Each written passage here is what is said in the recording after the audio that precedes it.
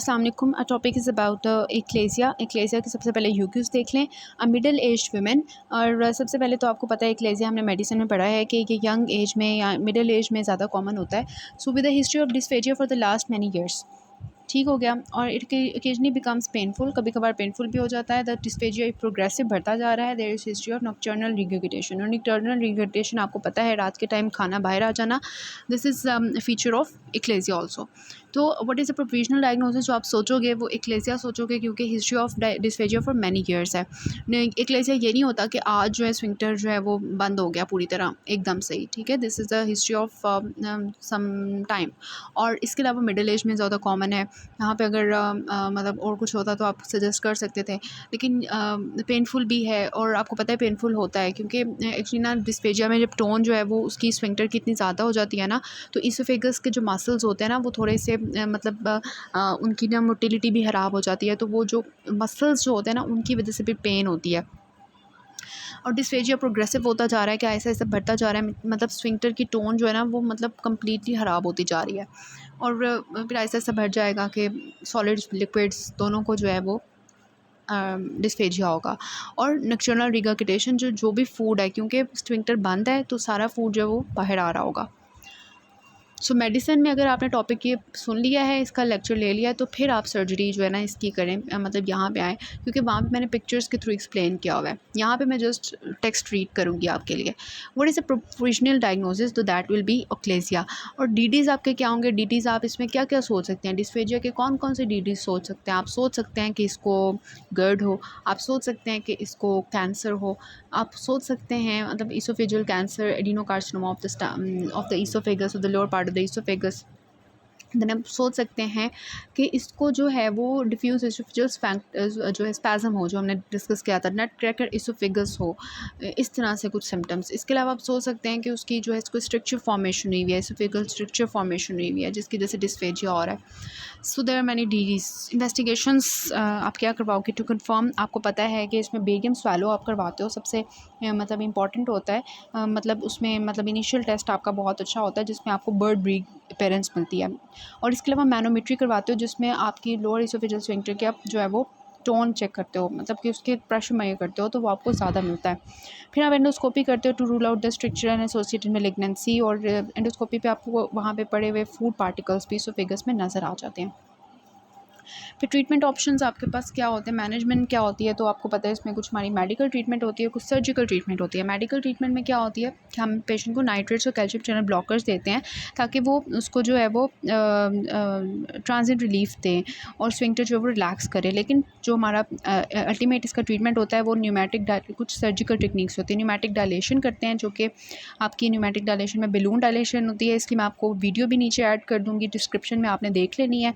इसके अलावा हेलर मायोटोमी होती है। इसमें क्या करते हैं हम, लोअर इसोफेजियल स्फिंक्टर के जो मसल्स होते हैं उनकी हम कटिंग कर देते हैं, ताकि वो जो है ना स्फिंक्टर रिलैक्स हो जाए।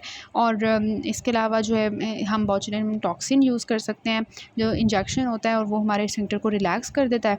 तो ये हमारा जो है ना ट्रीटमेंट होता है इसका। फिर ये वाली फ़ीमेल भी देखिए 24 ईयर्स की है, मतलब यंग है, मिडिल एज की है, difficulty in swelling for last 3 years, मतलब फिर से हिस्ट्री जो है वो ईयर्स की है। That is more for liquids.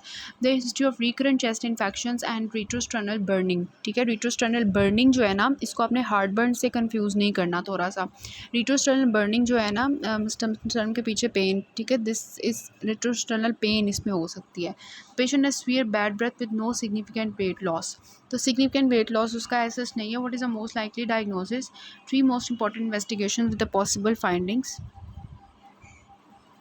Name the 3 treatment options. Then 45 years old male presents with dysphagia for the liquids but not for solids. He also complains of regurgitation and bouts of cough at night. Regurgitation at night जो है ना, ये achalasia का बहुत अच्छा जो है ना क्ल्यू है। 30 years old, उसमें भी आपने डायग्नोसिस, इन्वेस्टिगेशन और ट्रीटमेंट ऑप्शंस पूछे हैं। Old carpenter presents a surgical outdoor department dysphagia of 3 years duration. फिर क्या है, रिगर्गिटेशन ऑफ रेजिडुअल फूड हो रहा है बेरियम स्वेलो में। बर्ड बीक तो टिपिकल एक्लेसिया कहना है, तो इसमें वैसे ही आपको पता चल गया कि इट इज़ एक्लेसिया। और ट्रीटमेंट आपको मैंने बता दिया, अब हम इसको बुक से देखते हैं। सो एक्लेजिया क्या है? It is a motility disorder of the oesophagus, जिसमें क्या होता है, यू नो दैट के जो लोअर ईसोफेजियल स्फिंक्टर होता है वो रिलैक्स नहीं करता। क्यों नहीं रिलैक्स करता? क्योंकि उसका प्रेशर जो है वो बहुत ज़्यादा हाई हो जाता है। और प्रेशर क्यों इतना ज़्यादा हाई हो जाता है, क्यों वो रिलैक्स नहीं करता? क्योंकि आपको पता है कि हमारे जो मतलब वहाँ पे एक मतलब जो भी ये जो स्फिंक्टर है और जो भी वहाँ पे मसल्स हैं उनको सप्लाई करते हैं क्या, वहाँ पे ऑर्बिटल प्लेक्सिस होता है। अब क्या होता है कि किसी भी वजह से उस ऑर्बिटल प्लेक्सिस जो होता है उसके गैंग्लियोनिक सेल्स जो होते हैं वो लॉस हो जाते हैं। जब लॉस हो जाते हैं उसके गैंग्लियोनिक सेल्स, तो न्यूरोजेनिक डिजनरेशन की वजह से क्या होता है कि मसल्स की जो मोटिलिटी होती है वो ख़राब हो जाती है। ठीक है, मतलब इसमें ना एक्चुअली होता ये है कि इनहिबिशन हो जाती है ऑफ मतलब जो इनहिबिटरी न्यूरॉन्स होते हैं ना उनका लॉस हो जाता है। मसला यहाँ पे ये आता है। अब देखिए जो इनहिबिटरी न्यूरॉन्स हैं उन्होंने क्या करना था, उन्होंने एक्सेसिव जो कंट्रैक्शन थी उसको नहीं होने देना था, उसको इनहिबिट करना था। लेकिन अब जब इनहिबिटरी न्यूरॉन्स ख़त्म हो जाएंगे तो वो इनहिबिटरी न्यूरॉन्स जो है ख़त्म होने की वजह से एक्सेसिव मसल्स की कंट्रैक्शन हो जाएगी। इस वजह से स्फिंक्टर पूरी तरह से बंद हो जाएगा, जो भी हम खाना खाएंगे वो बाहर आएगा। ठीक है, और इसमें जो है वो हमारे कॉजेज़ क्या होते हैं, इडियोपैथिक कॉज होता है या कोई इन्फेक्शन हो सकता है, लाइक बहुत इंपॉर्टेंट आपको पता है ट्राइपैनोसोमा की वजह से जो चागास डिजीज़ होती है वो इसमें एसोसिएटेड तो वेरिसेलस जोस्टर हो सकता है। और इसके अलावा मतलब और भी मसले होते हैं और भी कॉजेज़ होते हैं, लाइक डायबिटीज़ है और इस तरह से कुछ इसके होते हैं जिसमें न्यूरोजेनिक डिसऑर्डर है, डायबिटीज़ भी नर्व्स अफेक्ट होती हैं उसमें, और इसमें अदर कॉजेज़ हमने मेडिसिन में पढ़ी थी। तो ये है। तो इसके अलावा भी जब स्फिंक्टर जो है ना वो हमारा बंद हो जाएगा ना पूरी तरह से, तो ईसोफेगस के जो मसल्स होंगे प्रॉक्सिमल मसल्स, वो भी ना आहिस्ता आहिस्ता उनके अंदर खाना जमा होता होता होता ईसोफेगस डायलेट हो जाएगा। ठीक है, तो डायलेटेड इसोफेगस जो है ना वो जब हो जाएगा तो उसकी वजह से ना पीछे नीचे स्विंक्टर बंद होगा, ऊपर से इसोफेगस डायलेट होगा। इसकी मैं पिक्चर आपको मेडिसिन में दिखा चुकी हूँ, that is bird's beak appearance. तो क्लिनिकल फीचर्स में क्या है कि मिडिल एज होगी, जैसे 25 टू 40 ईयर्स 45 ईयर्स के दौरान आपके पास पेशेंट्स आएंगे डिस्फेजिया के साथ, रीगर्गिटेशन के साथ। और जब वो रीगर्गिटेशन अगर हो के मतलब के माउथ के थ्रू वो ऊपर आया खाना और ऊपर से वो लंग्स में चला गया ट्रेकिया के थ्रू, तो that will lead to aspiration pneumonia. तो डायग्नोसिस हम कैसे करेंगे, बेरियम स्वेलो करवाएंगे तो हमें बर्ड्स बीक अपीयरेंस मिलेगी। मैनोमेट्री करवाएंगे तो हमें लोअर एसोफेजियल स्फिंक्टर की जो टोन होगी वो ज़्यादा मिलेगी। एंडोस्कोपी करवाएंगे तो हमें कोई स्ट्रक्चर या मेलिग्नेंसी मिल जाएगी, या फिर ईसोफेगस में हमें खाना पड़ा हुआ मिल जाएगा जो कि उसका नीचे नहीं जा रहा होगा। तो ये 3 चीज़ें हमारी होती हैं डायग्नोसिस में। फिर हम ट्रीटमेंट कर लेते हैं। ट्रीटमेंट इसका क्या होता है, सबसे पहले एंडोस्कोपिक बैलून डायलेशन है, जिसकी मैंने आपको वीडियो भी डिस्क्रिप्शन में ऐड कर देती हूँ, उसका लिंक, उसको आप देख लें। उसमें हम बैलून जो है उसको एक गाइडेड वायर, पहले एक गाइडेड वायर डालते हैं, फिर हम बैलून डालते हैं, बैलून जो होता है उसके अंदर फिक्स करते हैं, वो बैलून डायलेट करते हैं, उसकी वजह से वो जो स्फिंक्टर होता है वो खुल जाता है। तो ये जो होती है इसके जो बेस्ट रिजल्ट्स आते हैं more than 45 years old patients के अंदर। और मतलब ये है कि एक दफ़ा हमने डायलेट किया तो वो स्फिंक्टर फिर से बंद हो सकता है, तो हमें एक से ज़्यादा दफ़ा डायलेट करना पड़ सकता है। Then is the Heller myotomy. Heller myotomy में हम क्या करते हैं कि जो लोअर एसोफेगस के मसल फाइबर्स होते हैं उनको हम कट कर देते हैं ताकि वो प्रेशर जो है वो रिलीज़ हो जाए। इसको हम ओपन सर्जरी भी कर सकते हैं और लेप्रोस्कोपिकली भी कर सकते हैं। लेकिन हेलर मायोटोमी देखिए, मसल्स हमने काट दिए हैं, तो मैंने आपको बताया था इसका एक मसला ये होता है कि मसल जब काट देंगे तो वो वहाँ पे जो स्फिंक्टर होगा वो खुल जाएगा। अब क्या होगा कि नीचे से एसिड जो है स्टमक का ऊपर आना शुरू हो जाएगा, तो गर्ड हो जाएगा। तो गर्ड को प्रिवेंट करने के लिए फिर हम पार्शियल फंडोप्लिकेशन करते हैं। पार्शियल फंडोप्लिकेशन कैसे करते हैं वो मैंने गर्ड के ट्रीटमेंट में आपको बता दिया था। पार्शियल मतलब 270 डिग्री हमने जो है स्टमक का पार्ट लेके उसको हमने ईसोफेगस के अराउंड रैप कर देना होता है। इंटीरियर भी कर सकते हैं, पोस्टीरियर भी कर सकते हैं।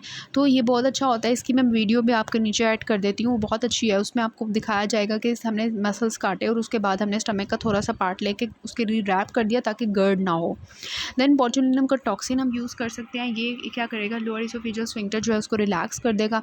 लेकिन इसका भी ये मसला होता है, इसको रिपीट करना पड़ता है कुछ महीनों के बाद। फिर मेडिकल ट्रीटमेंट होते हैं। मेडिकल ट्रीटमेंट और ये हमारा जो है वो अल्टीमेट ट्रीटमेंट नहीं होता, ये ट्रांजिएंट रिलीफ के लिए होते हैं। Nitrates and calcium channel blockers to decrease the LES tone. हमारा मेजर एम क्या है इन सब ट्रीटमेंट्स का कि लोअर एसोफेजियल स्फिंक्टर जिसकी टोन बहुत ज़्यादा हुई हुई है वो डिक्रीज़ हो जाए और खाना जो है वो हमारा स्टमक में चला जाए।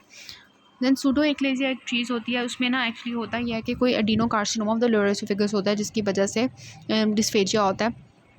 यहाँ पर कैंसर या तो एसोफेगस में है या आउटसाइड द एसोफेगस है। फॉर एग्जांपल ब्रोंकोजेनिक कार्सिनोमा जो कि एक्लेजिया लाइक सिम्टम्स जो है ना प्रोड्यूस कर रहा है, तो वो स्फिंक्टर बंद नहीं होता, वो दरअसल बाहर कोई मतलब वो उसके ऊपर प्रेशर आया होता है जिसकी वजह से वो खुल नहीं रहा होता। ठीक हो गया। So this is all about the एक्लेजिया।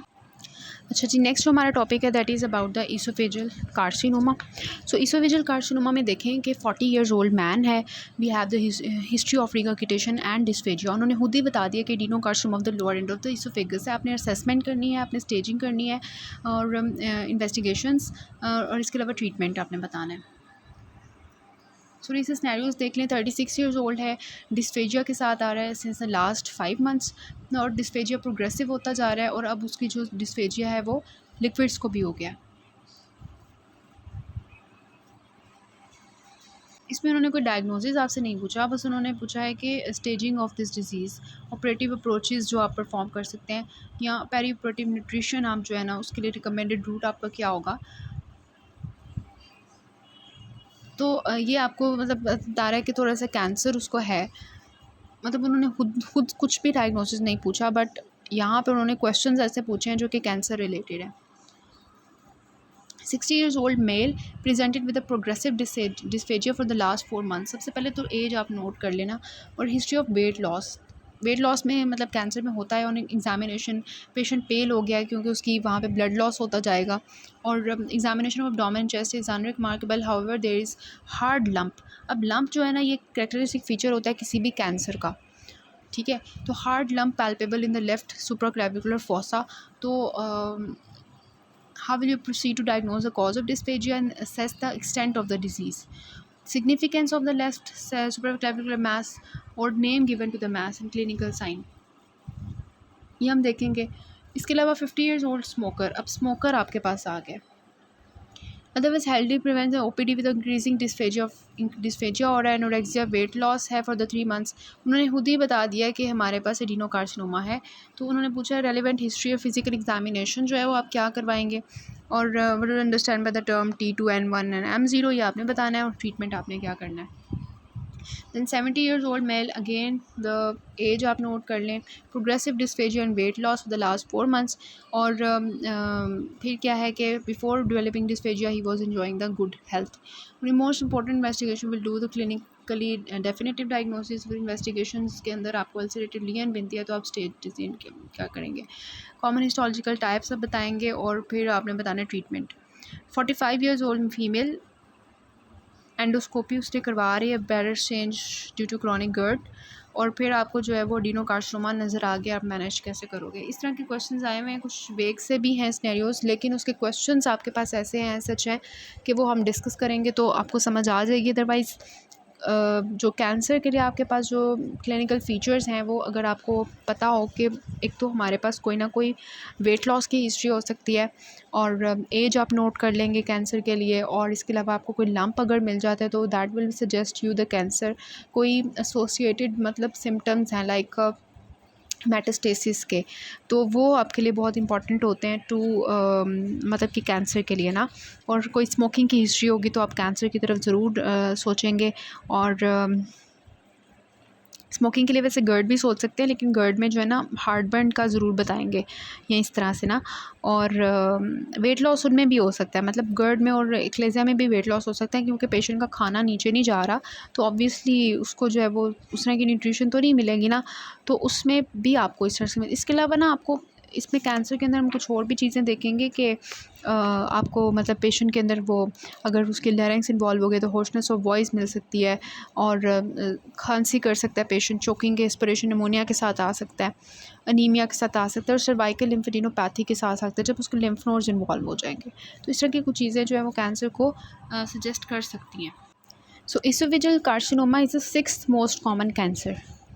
सबसे पहली बात कि पूरी दुनिया में 6 मोस्ट कॉमन कैंसर जो है ना that is carcinoma of the oesophagus. फिर उन्होंने बताया है कि इसमें हमारे पास आपको पता है कि स्क्वामस कार्सिनोमा होता है और एडिनो कार्सिनोमा होता है, स्क्वामस और एडिनो कार्सिनोमा। और इसमें डिफरेंस क्या होता है, कुछ लोकेशन का डिफरेंस होता है, कुछ रिस्क फैक्टर्स का डिफरेंस होता है। अब स्क्वामस कार्सिनोमा, अब ईसोफेगस के हमने पार्ट्स देखे थे, ऊपर सर्वाइकल इसोफेगस था, थोरैसिक इसोफेगस था, एब्डोमिनल इसोफेगस था। तो जो मिडल पार्ट होता है ना इसोफेगस का, मिडल 1/3, वहाँ पर जो कैंसर होता है that is squamous cell carcinoma. और जो एडिनो कार्सिनोमा होता है ना वो लोअर थर्ड ऑफ इसोफेगस में होता है। तो लोकेशन का डिफरेंस आ जाता है। अब देखें गर्ड जो था वो कहाँ पे था। गर्ड जो था, जो एसिड का रिफ्लक्स हो रहा था, वो ये तो नहीं हो रहा था कि स्टमक जो है उसका इसोफेजियल स्टमक के दरम्यान में स्फिंक्टर था वो रिलैक्स कर गया था, मतलब कि उसकी टोन डिक्रीज़ हो गई हुई थी जिसकी वजह से एसिड जो है वो स्टमक का, ये तो नहीं हो रहा था कि एसिड जो है वो ज़्यादा जो है एक्सपोजर जो है वो lower end of the oesophagus पे एसिड का एक्सपोजर आ रहा था। तो वहाँ पर lower end of the oesophagus पे क्या होगा कि जब एसिड का वहाँ पे आएगा तो वॉल्स की इंजरी होगी, वॉल्स जो हैं वो डैमेज होंगी और उन वॉल्स के डैमेज की वजह से GERD will lead to Barrett's oesophagus and Barrett's oesophagus मतलब कि metaplasia will lead to dysplasia and dysplasia will lead to adenocarcinoma. तो adenocarcinoma is the complication of GERD और द बैरेट्स एसोफेगस। इस वजह से वो लोअर पार्ट में होगा। तो एडिनोकार्सिनोमा के कॉजेज़ क्या होते हैं, Barrett's oesophagus, GERD, obesity. Obesity क्या है, सेम गर्ड की रिस्क फैक्टर जो था, high fat intake, high alcohol intake, smoking, जो गर्ड के रिस्क फैक्टर्स थे, these are risk factors for the Barrett's and as well as adenocarcinoma. लेकिन squamous cell carcinoma के कुछ रिस्क फैक्टर्स जो इंपॉर्टेंट हैं, जो डिफरेंट हैं, स्मोकिंग अल्कोहल तो दोनों में है, लेकिन यहाँ पर nitrosamine diet, vitamin A, C and zinc deficiency, long standing achalasia जो है ना उसकी वजह से स्क्वामस सेल कार्सिनोमा होता है, coeliac disease, tylosis, human papilloma virus. So these are the risk factors for the squamous cell carcinoma with a different from the adenocarcinoma. So presentation patient की क्या होगी कि most common presentation is dysphagia. Patient कहेगा कि मैं खाना खाता हूँ और खाना बाहर आ जाता है, रेट्रोस्टर्नल डिस्कम्फर्ट होती है, ऐसे लगता है इधर कुछ चीज़ है, ठीक है, मतलब कि ऐसे लगता है, ऐसे हाथ पेशेंट रख के बताएगा कि ऐसे लगता है यहाँ पे कुछ चीज़ है, उसको कोई पेन नहीं होगी, उसको वहाँ पे कोई पेन नहीं हो रही होगी, कोई हार्ट बर्न वगैरह नहीं हो रहा होगा, बस कहेगा यहाँ पे कोई ऐसे उलझन सी होती रहती है सीने में इधर करके, ठीक है। और ये नहीं है कि अब ये जो एसोफेजियल कैंसर होता है ना, ये नहीं होता कि आज शुरू हुआ और अभी पता चल गया, ठीक है, ये प्रोग्रेसिव होता है। प्रोग्रेसिव डिस्फेजिया के सब पेशेंट्स आते हैं और ये बहुत लेट स्टेज पे जाके डायग्नोज होता है। इस वजह से ज़्यादातर पेशेंट जो है ना वो बहुत लेट स्टेज पे डायग्नोज होते हैं। फिर इसके अलावा जो है, अगर वो कैंसर ट्रेकियोब्रोंकियल ट्री में चला गया है तो उसकी वजह से क्या होगा, स्ट्राइडर होगा, कफिंग होगी, चोकिंग होगी, एस्पिरेशन निमोनिया होगा। अगर वो हमारे लेरेंजियल नर्व को इन्वॉल्व कर चुका है या पैरालिसिस हो गई है वहाँ पर उसकी, मतलब उस लेरेंजियल नर्व की पैरालिसिस हो गई है, या फिर वो वोकल कॉर्ड्स में चला गया है तो उसकी जैसे होर्सनेस ऑफ वॉइस होगी। इसके अलावा वेट लॉस एंड एनीमिया होगा, सर्वाइकल लिम्फेडिनोपैथी होगी। So these are the clinical features. Investigations में हम क्या करवाएंगे, फ़र्स्ट लाइन जो हमारी होगी दैट विल बी एंडोस्कोपी हम करवाएंगे। एंडोस्कोपी में हम जो है वो क्या करेंगे, जब एंडोस्कोप डाल के देखेंगे तो हमें वहाँ पे ट्यूमर पड़ा हुआ नज़र आ जाएगा, उसका मास नज़र आ जाएगा, और फिर हम क्या लेंगे, साथ ही उसकी बायोप्सी ले लेंगे, उसका स्पेसिमेन, हिस्टोलॉजी स्पेसिमेन भेज देंगे। फिर हमने ये देखना होता है कि अच्छा ठीक है ये हमारा ट्यूमर है, लेकिन हमने देखना है कि कहीं वो ट्यूमर बाकी जगहों पे तो नहीं फैल गया हुआ, लाइक चेस्ट में, एब्डोमेन में, पेल्विस में। तो फिर हमने सीटी स्कैन करवाना है, फिर हमने जो है वो एंडोस्कोपिक अल्ट्रासाउंड करवाना है, फिर हमने पेट करवाना है, PET is a positron emission tomography, फिर हमने ब्रोंकोस्कोपी करवानी है और लेप्रोस्कोपी करवानी है। So first of all is a CT chest, abdomen and pelvis. इसमें हमें ये पता चलेगा कि लोकल एक्सटेंट ऑफ ट्यूमर क्या है, इर्द गिर्द के स्ट्रक्चर्स कितने इन्वॉल्व हुए हैं, लिम्फ नोड्स कितने इन्वॉल्व हुए हुए हैं, लंग्स, लिवर और पेरिटोनियम में तो नहीं हमारी डिजीज़ चले गई हुई, which are the most common sites of involvement. सबसे ज़्यादा कहाँ जाता है, लंग्स में, लिवर में और पेरिटोनियम में, तो उनको हमने चेक कर लेना होता है। देन एंडोस्कोपिक अल्ट्रासाउंड होता है, ये एक्चुअली हमारा छोटा सा अल्ट्रासाउंड प्रोब होता है जिसके साथ, जो कि एंडोस्कोप की टिप के साथ अटैच होता है। हम क्या करते हैं कि इसके थ्रू ना हम देखते हैं कि ट्यूमर ने वॉल्स जो इसोफेगस की हैं उनको कितना पेनिट्रेट किया हुआ है, ठीक है, मतलब हमने एंडोस्कोप अंदर डाला, उसके साथ अल्ट्रासाउंड लगा हुआ है, फिर हमने क्या किया, वॉल्स के साथ ऐसे करके देखा और वॉल्स को देखा कि कितना ट्यूमर ने एक्सटेंड किया हुआ है। लिम्फ नोड मेटास्टेसिस तो नहीं हुई हुई। और फिर हम साथ ही जो है ना, मतलब कि ये जो है एक थेराप्यूटिक भी है, डायग्नोस्टिक भी है, तो हम साथ ही उसको रिसेक्ट भी कर लेंगे। लेकिन अगर वो ट्यूमर जो है वो इतना ज़्यादा फैल चुका है कि उसने जो है ना एडजेसेंट स्ट्रक्चर्स को भी इन्वॉल्व कर लिया, अभी हम इसकी स्टेजिंग करते हैं, लाइक उसने मतलब वो T4 स्टेज में है, मतलब एडजेसेंट स्ट्रक्चर्स मींस कि वो ट्रैकिया कोर अपने इसोफेगस से बाहर निकल चुका है, तो फिर हम जो है ना रिसेक्शन नहीं करेंगे। या उसने 5 लिम्फ नोड से ज़्यादा को इन्वॉल्व कर लिया, तो फिर हम रिसेक्शन नहीं करेंगे, फिर हम पैलिएटिव ट्रीटमेंट की तरफ जाते हैं। तो एक हमारी एंडोस्कोपी होगी, एक हमारी सीटी चेस्ट एब्डोमेन पेल्विस हो गया, और एक हमारा एंडोस्कोपिक अल्ट्रासाउंड हो गया, दैन इज़ अ ब्रोंकोस्कोपी। अब जो हमारा ट्यूमर होता है ना, अपर 1/3 और मिडल 1/3 ऑफ द ट्यूमर, वो मैंने आपको बताया कि डायग्नोसिस के टाइम ना वो बहुत ज़्यादा एडवांस हो चुका होता है। तो हमने देखना होता है कि कहीं हमारी मेन एयरवे तो नहीं इन्वेड कर ली ट्यूमर ने, या उसको इम्पिंच तो नहीं कर रहा, मतलब अभी उसके साथ उसको पिंच कर रहा है, मतलब तंग कर रहा है, या उसके साथ अंदर घुस गया हुआ है मेन एयरवे के अंदर, तो उसके लिए हम ब्रोंकोस्कोपी करवाते हैं। देन लेप्रोस्कोपी हम करवाते हैं कि पेरिटोनियम में तो नहीं चला गया हुआ ट्यूमर। देन हम परफॉर्म करते हैं पॉजिट्रॉन इमिशन टोमोग्राफी। इसमें एक्चुअली हम एक देते हैं, एक हमारा रेडियो फार्मास्यूटिकल एजेंट होता है जिसको हम कहते हैं 18 फ्लोरो डीऑक्सी ग्लूकोज।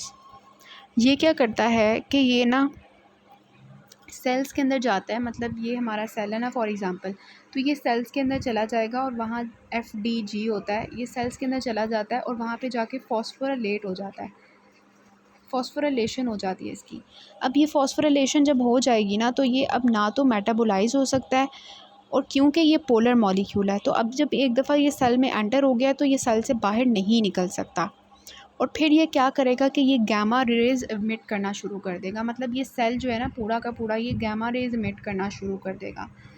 और जब ये गैमा रेज़ इमिट करेगा तो हम क्या करेंगे कि हम कैमरा लेंगे, एक गैमा कैमरा होता है, उसके थ्रू हम जो है ना इसकी पिक्चर ले लेंगे। पिक्चर लेंगे तो हमें पता चल जाएगा कि ये वाला जो सेल है ना ये मेटास्टेटिक है, उसकी पिक्चर हमारे पास आ जाएगी। तो ये टेक्निक जो है ना ये हमें लिवर मेटास्टेसिस बता सकती है, मतलब ये हमारी पूरी बॉडी का एक स्कैन ले लेती है, और जहाँ जहाँ ये चीज़ जाएगी ना, मतलब ये उन जगह पे जाएगी, उन सेल्स के अंदर जाएगी जिनका मेटाबॉलिक एक्टिविटी बहुत हाई है as compared to normal cells, तो वो सारे सेल्स हमारी बॉडी के हाईलाइट हो जाएंगे जहाँ जहाँ वो कैंसर सेल्स गए होंगे। मतलब ये वाला जो एजेंट है ना, ये सिर्फ उन्हीं सेल्स में जाएगा जिनकी मेटाबॉलिक एक्टिविटी बहुत हाई होगी, जो कैंसर सेल्स होंगे, और वहाँ पे उनके अंदर से निकलेगा नहीं, गामा रेज एमिट करता रहेगा और हम उसकी पिक्चर ले लेंगे। तो इस तरह से we have the investigations options. Then we have the staging. अब स्टेजिंग जो होती है वो TNM स्टेजिंग होती है फॉर द इसोफेजियल कैंसर। अगर हमारा जो कैंसर है वो लैमिना प्रोप्रिया या हमारा सब म्यूकोसा तक गया हुआ है, अगर लैमिना प्रोप्रिया में या मस्कुलराइज म्यूकोसा में गया हुआ है, आपको पता है ना सबसे ऊपर क्या होता है, सबसे ऊपर होती है हमारी म्यूकोसा, फिर हमारी होती है सब म्यूकोसा, फिर हमारी होती है लैमिना प्रोप्रिया में लैमिना प्रोप्रिया, फिर हमारे मतलब कि ये सब म्यूकोसा और लैमिना प्रोप्रिया, या उसके बाद मस्कुलरिस म्यूकोसा होती है, फिर मस्कुलरिस प्रोप्रिया होती है, फिर एडवेंटिशिया होती है, और फिर सब कुछ ठीक है। तो अगर जो हमारा ट्यूमर जो है वो लैमिना प्रोप्रिया या मस्कुलरिस म्यूकोसा तक गया हुआ है तो दैट विल बी T1A। अगर वो सब म्यूकोसा में चला गया तो दैट विल बी T1B।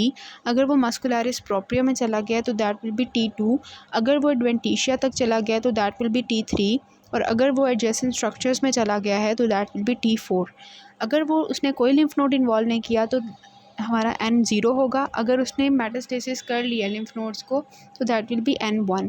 अगर उसकी कोई डिस्टेंट मेटास्टेसिस नहीं हुई तो दैट विल बी M0। और अगर मेटास्टेसिस हुई है तो दैट विल बी M1। अब इसका जो ट्रीटमेंट है वो हम नेक्स्ट पार्ट से करेंगे।